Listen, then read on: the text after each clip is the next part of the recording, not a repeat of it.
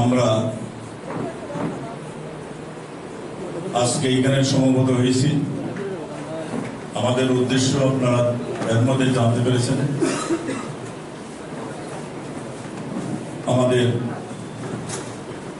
শ্রদ্ধেয় আপারদের প্রাক্তন বিধায়ক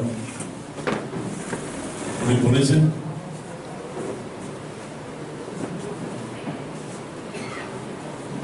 আমরা অত্যন্ত বেদনা নিয়ে আজকে কংগ্রেস দল ত্যাগ করেছি। ছাত্র জীবন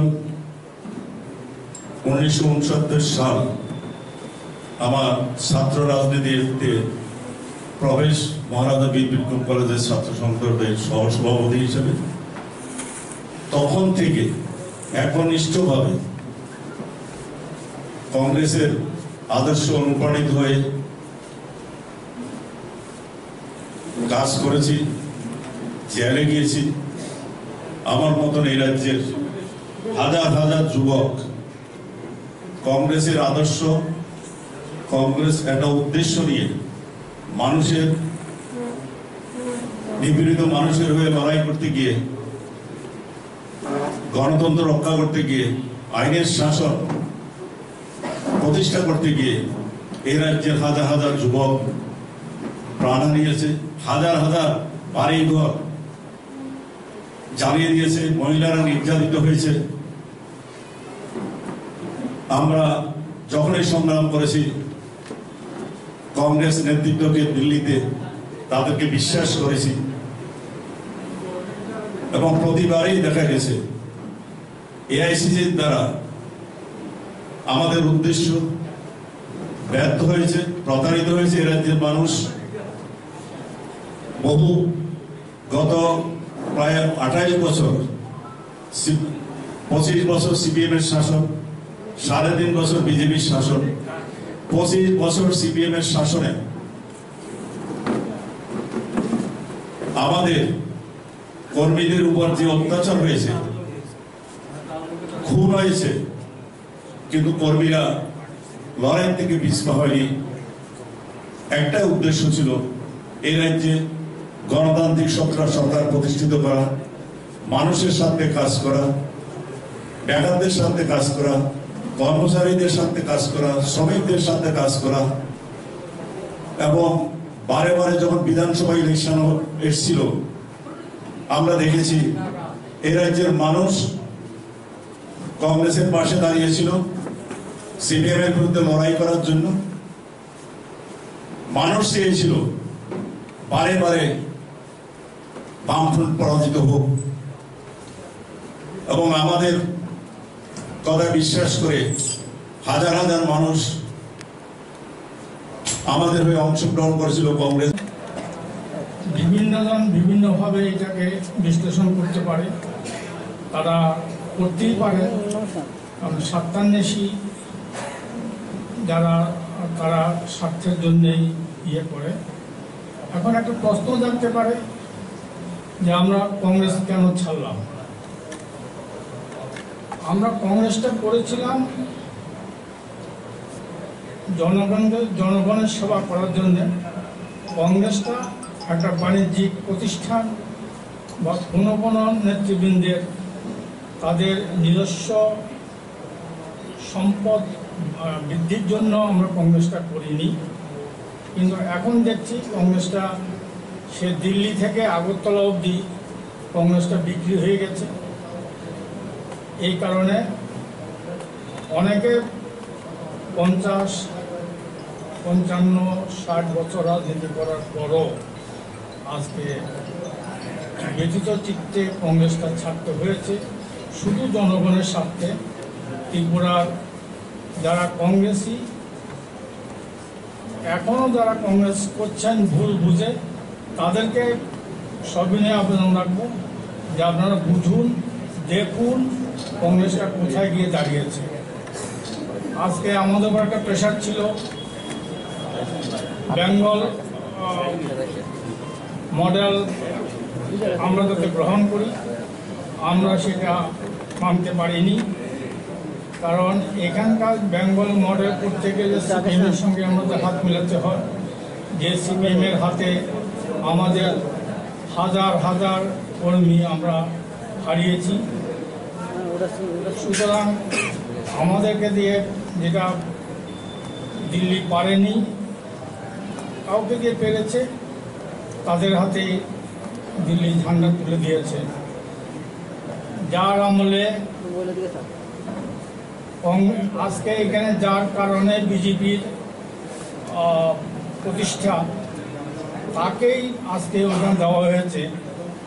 কিন্তু এতে প্রমাণ হয় যে দিল্লি আমাদের প্রতি কতটা উদাসীন, দিল্লির উদ্দেশ্যটা কি, এবং এখানে যারা নেতৃবৃন্দ যারা এই ক্যাপে পা দিয়েছেন তারাও তাদের স্বার্থটাই দেখছেন, না দলের, না দেশের, না রাজ্যের, না জনগণের স্বার্থ তারা উপেক্ষা করে আজকের দায়িত্ব নিয়েছেন।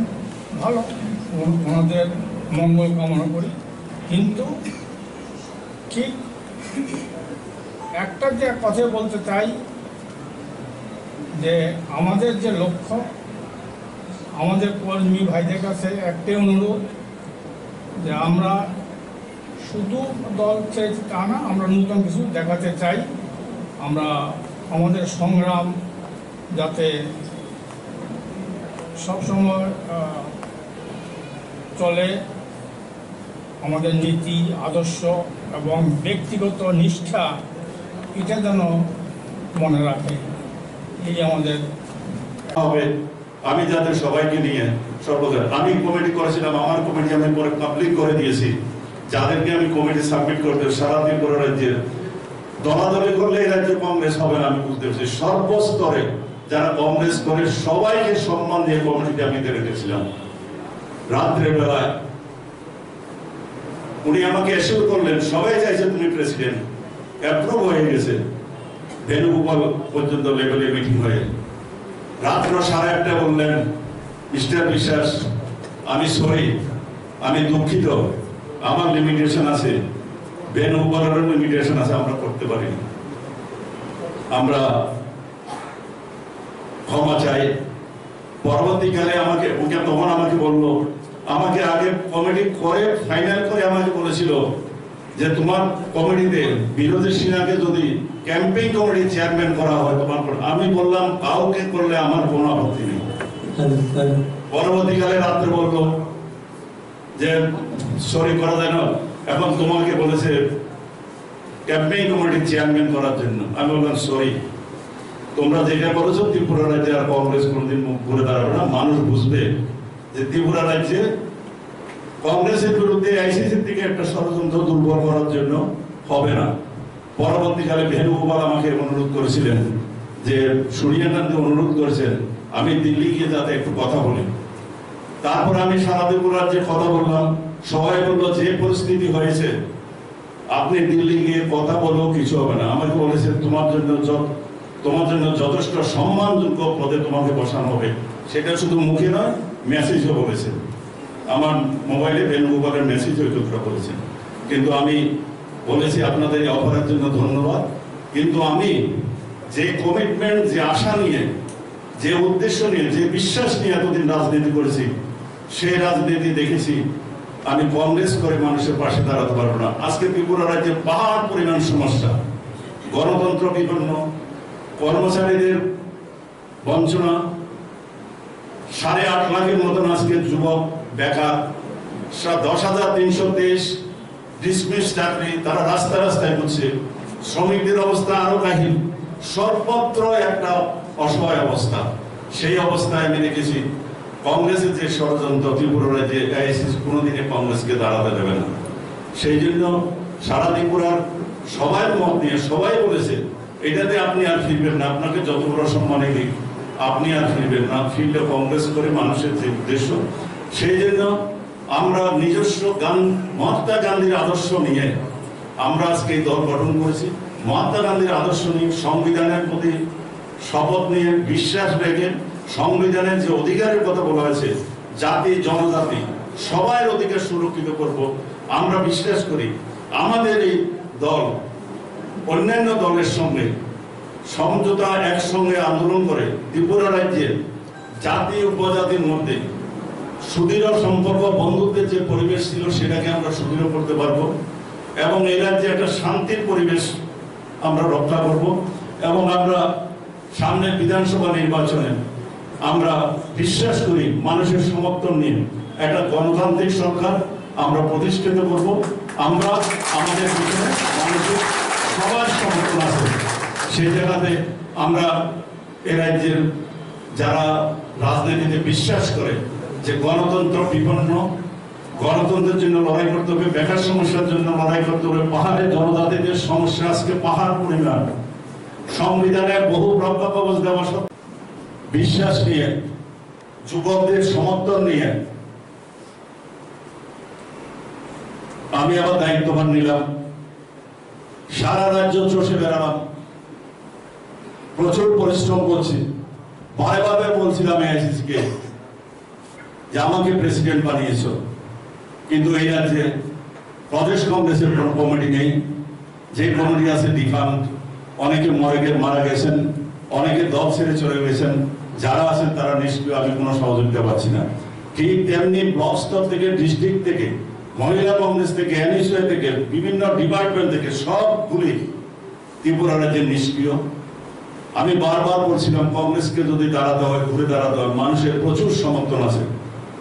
কংগ্রেস মানুষ আবার মুখ ফেরাচ্ছে কংগ্রেসের দিকে, কিন্তু দেখলাম 18 মাস আমি কংগ্রেস প্রেসিডেন্ট ছিলাম, আমাকে কোনো সাহায্য AICC করেনি, কোনো কমিটি পুনর্গঠন করতে দেয়নি।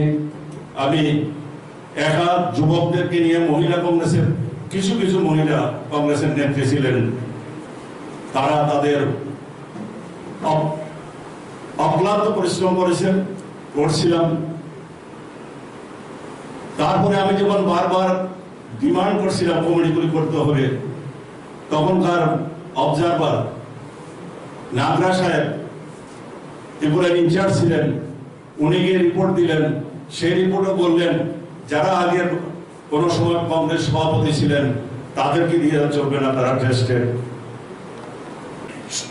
ম্যাক্সিমাম MLA থেকে আরম্ভ করে নেতারা সব কংগ্রেস দল ত্যাগ করে তৃণমূলে চলে গেলেন, পরবর্তীকালে বিজেপিতে চলে গেলেন। কংগ্রেসের ভোট শেয়ার নেমে আসলো 2%-এর নিচে। পরবর্তীকালে আবার প্রদ্যুৎ কিশোর দেববর্মনকে দায়িত্ব দেওয়া হলো।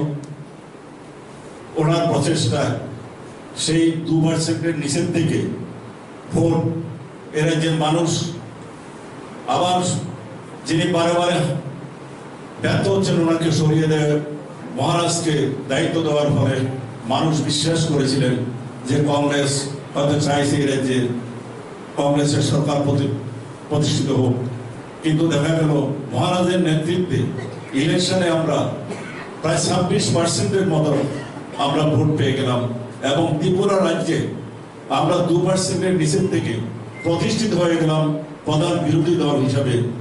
বিধানসভায় আমাদের কোনো প্রতিনিধি না থাকা সত্ত্বেও মানুষ, সারা রাজ্যের মানুষ কংগ্রেসের পেছনে দাঁড়িয়ে গেল মহারাজ প্রদ্যুৎ কিশোর দেববর্মনের নেতৃত্বে। কিন্তু দেখা গেল AICC সেটাকে ভালো চোখে নেননি। প্রদ্যুৎ কিশোরকেও কোনো কমিটি করতে দেওয়া হয়নি, বিভিন্নভাবে ওনাকে ডিস্টার্ব করা হচ্ছিল। পরবর্তীকালে প্রদ্যুৎ কিশোর দেববর্মন দল ছেড়ে বেরিয়ে যেতে বাধ্য হলেন। তারপরে এটার পরিণতি হিসাবে রাজ্যের মানুষ আবার কংগ্রেস বিমুখ হতে লাগলো, মানুষ কংগ্রেস থেকে সরে যেতে থাকলো। মহারাজ নিজের দল করলে দেখা গেল ওনার প্রতি মানুষের বিশ্বাস আছে, মানুষ ওনার দলের পক্ষে ভোট দিলেন। জাতি উপজাতি সবাই মিলে ADC-তে ওনাকে ক্ষমতায় আনলেন। পরবর্তীকালে তো দুঃসময়ে আমাকে দায়িত্ব দেওয়া হলো। দায়িত্ব দেওয়ার পরে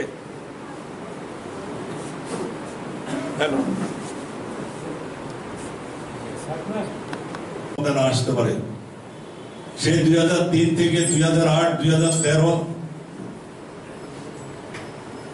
প্রত্যেকবারে কংগ্রেস ক্ষমতায় আসার সম্ভাবনা ছিল, বেশি দূরের কথা না, 2013 সাল এই রাজ্যের মানুষ কংগ্রেসের পেছনে এমন ভাবে সামিল হয়েছিল সিপিএম কে পরাজিত করার জন্য। মানুষ তৈরি, কংগ্রেস কর্মীরা এই রাজ্যে তৈরি, কিন্তু দেখা গেল গভীর ষড়যন্ত্র। নির্বাচনের পূর্ব মুহূর্তে সারা রাজ্যে যখন কংগ্রেস কর্মীরা দাবি বেড়াচ্ছে এবং আশা ছিল নির্বাচনের দিনক্ষণের কিছুদিন আগে, 2-3 দিন আগে দুটো বড় জনসভা, একটা সোনিয়া গান্ধী উপস্থিত হবেন, আরেকটাতে মনমোহন সিং বক্তৃতা করবেন। আমরা সারা রাজ্যে প্রচার করেছি, সব তুলেছি। সোনিয়া গান্ধী চাইছেন এ রাজ্যে কংগ্রেস সরকার প্রতিষ্ঠিত হোক, সিপিএম কে পরাজিত করা হোক। আমরা ঘোষণা করলাম, দিনক্ষণ ঘোষণা করলাম, কখন কোথায় সোনিয়া গান্ধী বক্তৃতা করবেন, কোথায় মনমোহন সিং বক্তৃতা করবেন। কিন্তু বারে বারে আমরা যখন প্রচার করছি, আমরা দেখেছি সিপিএম হেডকোয়ার্টার থেকে বারে বারে প্রচার করছে কংগ্রেস যে বলছে সোনিয়া গান্ধী এবং মনমোহন সিং কেউই আসবেন না, কিন্তু ঘোষণা করেছিলেন এআইসিসি থেকে। কিন্তু দেখা গেল সীতারাম ইয়েচুরি দিল্লিতে বসে বলে দিলেন এগুলো কংগ্রেসের মিথ্যা প্রচার, সোনিয়া গান্ধী মনমোহন সিং প্রচারে অংশ নেবেন না। এবং দেখা গেল 2 দিন আগে বিভিন্ন অজুহাতে ওনাদের দুটো মিটিং এর সবাই বাতিল করে দিলেন। উদ্দেশ্য সিপিএম কে দিল্লিতে পাওয়ার জন্য এরা যে সিপিএম কে দোষণ করা, এবং যার ফলে 2013-তে প্রচুর সম্ভাবনা থাকা সত্ত্বেও এআইসিসি বিভিন্ন কলা কৌশল করে কংগ্রেসকে ক্ষমতা আনতে দেয়নি। তারপরে বারে বারে একটা জিনিস পরিষ্কার, আমরা লড়াই করি।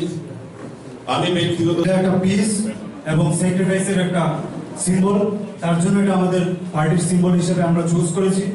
এবং আপনারা দেখেছেন যে আমাদের সিনিয়র মানুষরা যারা আমাদের সাথে রয়েছেন, আমাদের উপর মাথার উপর ওনারা হাত রেখেছেন, তারা আমাদের মাথার উপরে সব সময় থাকবে এবং ওদের আশীর্বাদ নিয়ে, ওদের সমর্থন নিয়ে যে কোনো আমরা ডিসিশন ওদের সাথে আমরা মতামত নিয়ে তারপর আমরা এগিয়ে যাব। আর আপনারা দেখেছেন যে আজকে যে একটা ইয়াং ফোর্স আমাদের সাথে রয়েছে, সেটাই আমরা ধন্য। আমাদের উপর এটা আশীর্বাদ এবং সামনের দিকে গণতন্ত্রকে রক্ষা করতে যেসব লড়াই করতে হয় এবং আমাদের ত্রিপুরা রাজ্যের যে কালচারাল যে জিনিসটা রয়েছে, প্রত্যেক কমিউনিটির একটা কালচারাল অ্যাসপেক্ট রয়েছে, সেটাকে প্রমোট করা এবং ইউনিটি আনা এবং ঐক্যবদ্ধভাবে আমরা যাতে ত্রিপুরাতে পাহাড়ে এবং সমতলে আমরা একটা ভালো সুস্থ সরকার করতে পারি, সেটাই আমাদের মূল লক্ষ্য, সেটাই আমাদের প্রতিজ্ঞা। এই বলে আমি আমার বক্তব্য শেষ করছি। অসংখ্য ধন্যবাদ সবাইকে।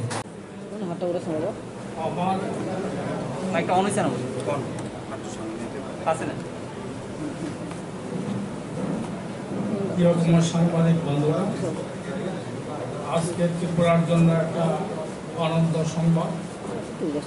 যারা অত্যাচারিত, নিপীড়িত, অবহেলিত, তাদের স্বার্থ রক্ষার জন্য ত্রিপুরা ডেমোক্রেটিক ফ্রন্ট নামে একটা রাজনৈতিক দল আমরা সৃষ্টি করছি, যেটা সাধারণভাবে সাধারণ মানুষ যারা নিপীড়িত, লাঞ্ছিত, যারা আজকে অবহেলিত, তাদের স্বার্থ দেখেই আমাদের প্রথম এবং প্রধান কর্তব্য।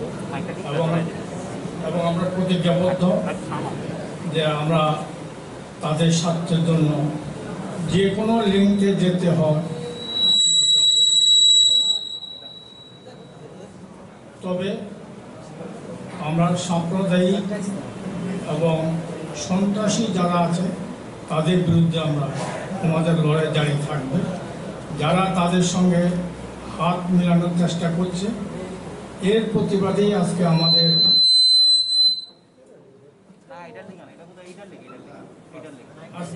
এই ত্রিপুরা ডেমোক্রেটিক ফ্রন্ট। আমরা গণতন্ত্রকে রক্ষা করা, সংবিধানকে রক্ষা করা, যারা সংবিধান বিরোধী কাজ করছে তাদের বিরুদ্ধে লড়াই করা আমাদের প্রথম এবং প্রধান কর্তব্য, এবং এটা আমাদের প্রতিজ্ঞা। এই ত্রিপুরা ডেমোক্রেটিক ফ্রন্ট আমরা